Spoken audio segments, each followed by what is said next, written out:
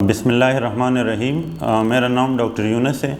मैं as a consultant gastroenterologist hepatologist सुबह के टाइम जना मेडिकल कॉलेज एंड टीचिंग हस्पताल में काम करता हूं और शाम के टाइम हैबर मेडिकल सेंटर डिबगरी गार्डन में 10-12 साल से खिदमत अंजाम दे रहा हूं। आज जो हमारा टॉपिक है वो है, अक्सर मरीज़ शिकायत करते हैं कि खाना हज़म नहीं होता या हम जब कुछ खाते हैं उसके बाद बोझ महसूस हो जाता है। तो इसके सीधा जो वजूहात हैं जिसकी वजह से ये मसला मरीज़ों को आता है वो डिस्कस करेंगे।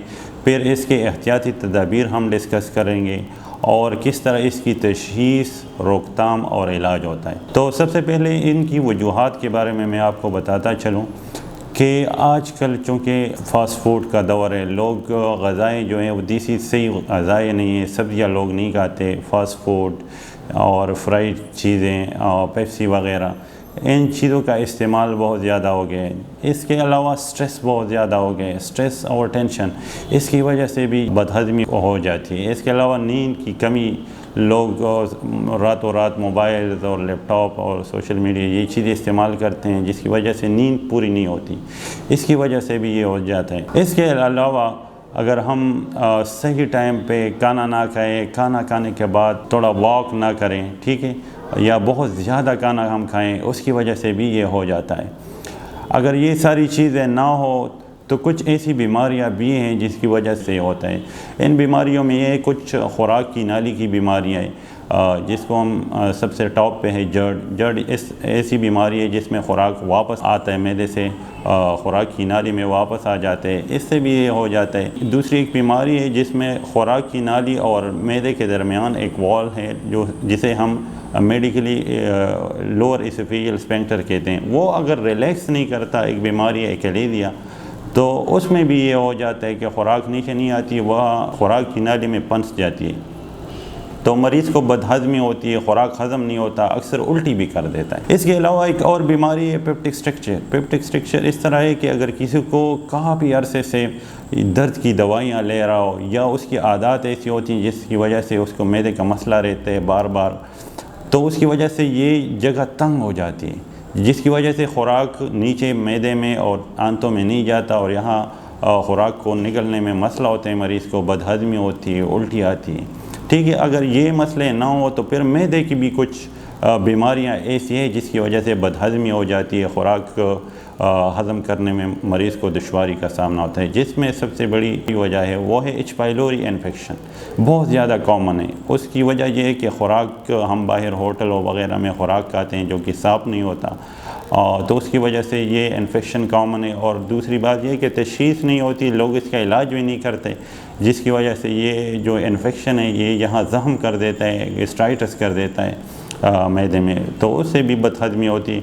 इसके अलावा कुछ शुगर वगैरह के जो मरीज़ होते हैं तो उनमें एक इन्फेक्शन होता है जिसको हम सीबो कहते हैं, और उससे भी ये हो जाता है, बदहज़मी हो जाती है। इसके अलावा जिगर में कोई मर्ज़ हो जाता है जैसे हेपेटाइटिस हो जाता है, ठीक है। फैटी लीवर जो कि आजकल बहुत ज़्यादा कॉमन है, फैटी लीवर मतलब जिगर पे जो चर्बी ज़्यादा हो जाती है, तो उसकी वजह से भी मरीज़ को बदहज़मी होती है, खुराक हज़म नहीं होता। या अगर पित्ते में या लबलबे में खुदा न ख्वास्ता पथरी वगैरह हो या उसमें भी ज़ख्म हो जाए तो उसकी वजह से भी बदहज़मी हो जाती है। जो बीमारियां हमने बताई, अगर इन अलामात के साथ, बदहज़मी के साथ, इसके साथ कोई मरीज़ हमारे पास आता है तो सबसे पहले तो हम उसकी डिटेल हिस्ट्री लेते हैं, उससे पूछते हैं कि आपको क्या मसला है, कितने अरसे से, सारी डिटेल हिस्ट्री, फिर उसको डिटेल उसका मुआयना करते हैं। उसके बाद कुछ उसको टेस्ट लिखते हैं, बेसिक टेस्ट हम लिखते हैं, कुछ खून के टेस्ट होते हैं और कुछ अल्ट्रासाउंड वगैरह या इस तरह स्पेशलाइज्ड टेस्ट होते हैं।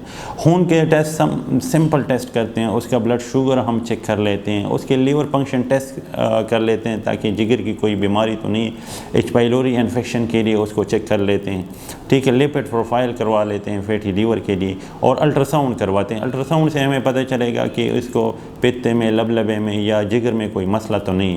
तो ये चीज़ें करवा के हम उसकी बीमारी का तशख़ीस कर लेते हैं। इसके बावजूद अगर पता नहीं चलता तो फिर हम कैमरे के ज़रिए, एंडोस्कोपी जिसे कहते हैं, उसके ज़रिए मरीज़ का मुआयना करते हैं, तो उससे फिर हमें पता चलता है कि ये इन्फेक्शन या ये ज़ख्म ये मैदे में, छोटी आंत में या खुराक की नाली में। तो जब ये बीमारी तशख़ीस हो जाती है जिस भी वजह से, तो हमने उसका फिर इलाज करना है। अगर ये मैदे में ज़ख़म है तो ज़ख़म का इलाज करना है, अगर एच पाइलोरी इन्फेक्शन है तो उसका हम फिर इलाज करवाते हैं, ठीक है। इसके अलावा अगर कोई और इन्फेक्शन है, जार्डियासिस है, उसका इलाज करते हैं। अगर फैटी लीवर है तो मरीज़ को कहते हैं कि आप मतलब चिकनाई वाली चीज़ों से परहेज़ करें और हल्की फुल्की ग़ज़ा खाएँ, वर्जिश करें। तो ये चीज़ें हैं, लेकिन इन सब चीज़ों से ज़्यादा ज़रूरी है वो है लाइफस्टाइल मॉडिफिकेशन। अगर मरीज़ अपनी लाइफस्टाइल को मॉडिफाई कर लें तो ज़्यादातर मरीज़ जो बदहज़मी और इन अलामात पेट का फूलना इनके साथ आते हैं तो वो ठीक हो जाते हैं बग़ैर दवाई के। तो उसके लिए मरीज़ को हम कहते हैं कि आप खाना खाएं। कुछ लोग कहते हैं हम डाइटिंग करते हैं तो 2 टाइम खाते हैं, लेकिन जो 2 टाइम खाते हैं वो बहुत ज़्यादा, तो मैदे पे बोझ पड़ जाते हैं। तो हम कहते हैं कि नहीं, आप 3 दिन में 3 दफ़ा खाएं, लेकिन अपना रूटीन ऐसे बनाएं कि अपनी ग़ज़ा में आप सब्ज़ियाँ खाएं, आप पानी काफ़ी मिकदार में पिएँ, आप खाना बिल्कुल पेट भर के ना खाएं, थोड़ा सा हिस्सा स्पेस छोड़ें, ठीक है। इसके अलावा उनको हम कहते हैं कि खाने के बाद अगर वर्जिश नहीं कर सकते तो कम से कम 10-15 मिनट चहलकदमी करें। और इसके बावजूद भी अगर वो नहीं होता, हम मरीज़ को कहते हैं कि आपको चाहिए कि खाना आप शाम का या रात का खाना आप बहुत लेट ना खाएं, जल्दी खाएं, क्योंकि इस तरह लोग करते हैं खाना 11-12 बजे खा लेते हैं और फ़ौरन सो जाते हैं।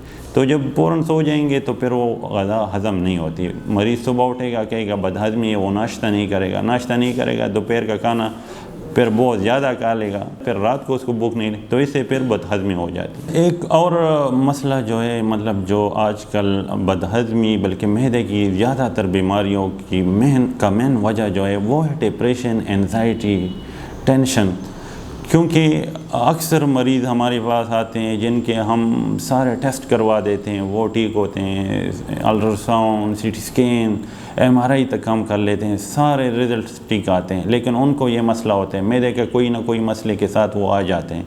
तो उसकी बेसिक वजह अक्सर ज़्यादातर मरीज़ों का ये होता है कि वो डिप्रेशन में होते हैं, एंजाइटी में होते हैं। और मैदे का और इन सारी बीमारियों का ताल्लुक़ एंजाइटी से भी है, क्योंकि अगर दिमाग को रेस्ट नहीं है, दिमाग रिलैक्स नहीं है, तो ना तो आप सही तरह खाना खाएंगे। अगर आप परस करें खाना खा लें और दिमाग को पता ही नहीं चलता कि आपने क्या खाया, तो इसके लिए फिर वो रतूबतें, वो एंजाइम्स, वो हार्मोन्स वो भी सिक्रीट नहीं होंगे। जब वो सिक्रीट नहीं होंगे तो ऑटोमेटिकली आपका खुराक हज़म नहीं होगा। इसलिए मरीज़ों को हम कहते हैं कि ख़ुद को रिलैक्स रखें, टेंशन ना लें, नींद पूरी तरह लें, ठीक है, और हल्की फुल्की वर्जिश या वॉक ये किया करें। तो इंशाअल्लाह ज़्यादा से ज़्यादा मरीज़ अगर ये इन एहतियाती तदाबीर पे अमल करें तो उनको ना टेस्टों की ज़रूरत पड़ेगी, ना महंगे अद्वियात की ज़रूरत पड़ेगी, और ये सारी बदहज़मी और ये मसले ऑटोमेटिकली ठीक हो जाएंगे।